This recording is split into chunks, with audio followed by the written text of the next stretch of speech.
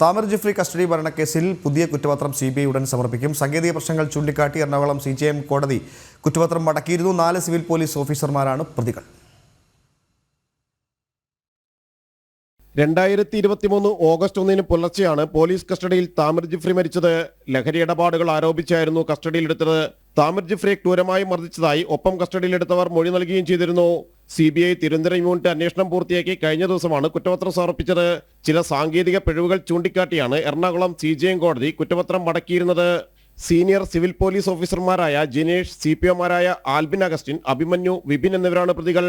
Crime branch സമർപ്പിച്ച കുറ്റപത്രത്തിലെ പ്രതികളായ SP-യുടെ dance of ടീമിൽ ഉൾപ്പെട്ട ഉദ്യോഗസ്ഥർ തന്നെയായിരുന്നു CBI പ്രതിപട്ടികയിലുണ്ടായിരുന്നത്.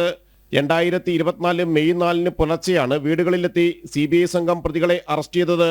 90 ദിവസത്തിനകം കുറ്റപത്രം സമർപ്പിക്കാത്തത് ചൂണ്ടിക്കാട്ടി പ്രതികൾക്ക് സ്വാഭാവിക ജാമ്യം ലഭിച്ചിരുന്നു. കൊലപാതകം, അന്യായമായി തടങ്കലിൽ വയ്ക്കൽ, രഹസ്യമായി തടങ്കലിൽ വയ്ക്കൽ, ഭയപ്പെടുത്തി മർദ്ദിച്ച് കുറ്റം സമ്മതിപ്പിക്കൽ, ആയുധം ഉപയോഗിച്ച് ഗുരുതരമായി പരിക്കേൽപ്പിക്കൽ ഉൾപ്പെടെയുള്ള വകുപ്പുകളായിരുന്നു ചുമത്തിയിരുന്നത്. താമർ ജിഫ്രിയെ ലാത്തിയും ഇരുമ്പുദണ്ഡും ഉപയോഗിച്ചും മർദ്ദിച്ചതായി സാക്ഷികൾ മൊഴി നൽകിയിരുന്നു. ക്രൈംബ്രാഞ്ച് അന്വേഷണം തൃപ്തികരമല്ലെന്ന് ചൂണ്ടിക്കാട്ടി താമറിന്റെ ബന്ധുക്കൾ ഹൈക്കോടതിയെ സമീപിച്ചതിനെ തുടർന്നാണ് കോടതി CBI അന്വേഷണത്തിന് നിർദ്ദേശിച്ചത്. ജനം, കൊച്ചി.